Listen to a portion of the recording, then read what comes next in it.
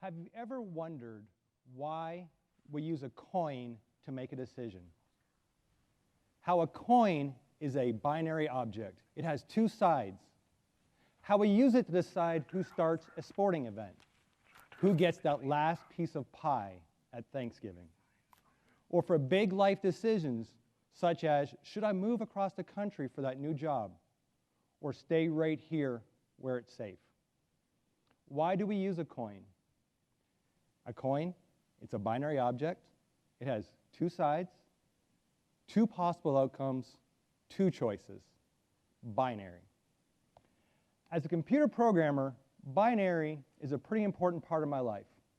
It is the foundation of all that we do with computers.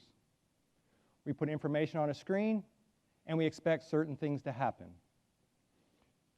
You press a button, and information is saved. You click a link, and a web page is loaded. You do X, you get Y, binary. But when you inject a third element into the equation, the user, you get chaos. Binary is the foundation of everything we do with a computer, with smartphones, in any environment we use electronically. The foundation is binary, such as the title of my speech would look like this. Early computers were programmed by feeding in punch cards. When a bot was punched, that was a 1, and it's not punched, that's a 0. And every column is the binary representation of a single letter, number, or symbol. And it could take hundreds of punch cards to create a simple software program. As a programmer, we put information on the screen. We allowed the user to interact with the data. I put a field on the screen in a specific logical pattern, in the way that at least is logical to me. Let's call that the right way. The user will interact with that form, enter information, click the buttons, in whatever willy-nilly fashion they see fit. Let's call that the wrong way. When we see things as right or wrong, we're making a decision. We're determining how things should be. When I look at a person, their opinion, if it's different than mine, we see them as wrong. If they look different than me, if they sound different than me, if they speak different than me, then they're wrong if they're different than me. Recently, I had an employee come to me with a request from one of my clients. On our form, we had a yes-no button. Now, a yes-no button is the perfect representation of binary coding. You have to decide from the very beginning, does it default yes or does it default no? On the form, we were asking the question, do you need childcare? We had started off with the form defaulted to no. The client was asking for this page to come up with nothing selected. They wanted the user to make a choice. I told them that that was an impossible task. When the form is loaded, you have to select a default answer. If it's not yes, then it's no. And if it's not no, then it's automatically yes.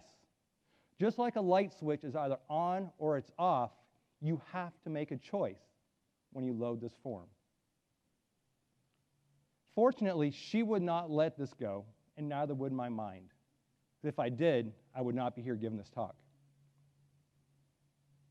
A few days later, I woke up one morning after binging on The Big Bang Theory, and I realized that I was a lot like Sheldon. I was seeing the world as a black and white. I was taking every scenario and seeing it as right or wrong. The first place this affected my life was in my marriage. I started looking at things and seeing how was I looking and seeing things as a black and white. I realized in my marriage, when my wife and I would get into an argument, if she was right, then I was wrong. I couldn't be wrong. I would not let myself be wrong. So that I would argue and try to persuade her to see it my way. But with this new perspective, I was able to decrease the number of arguments that we had that escalated. And when they did escalate, it was because I failed to look for the black and white, the color in the middle of the black and white.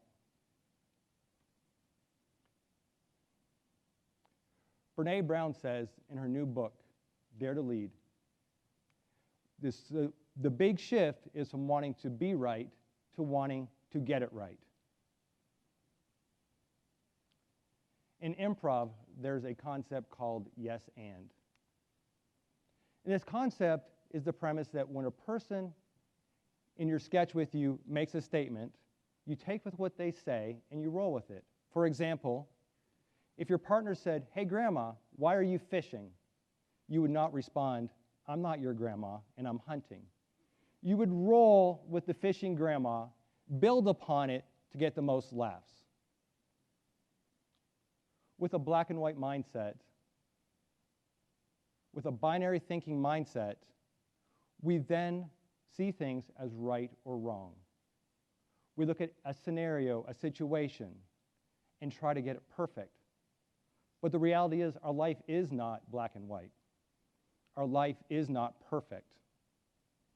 When we see things as right or wrong, true or false, can or can't, Republican or Democrat, we're making a determination that things have to be a specific way.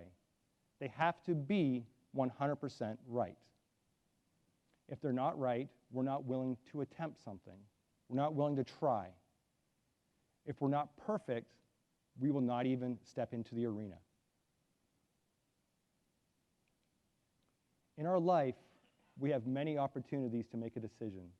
We have many opportunities to decide, are we going to let binary thinking, are we going to let being black and white keep us back from trying? Are we going to stay where we're at, stay planted where we are, or are we willing to move forward and look for the color in the middle? Back to that impossible task my client came with. We were asking that question, do you need childcare? When I said that it was impossible to be done, impossible is a binary word.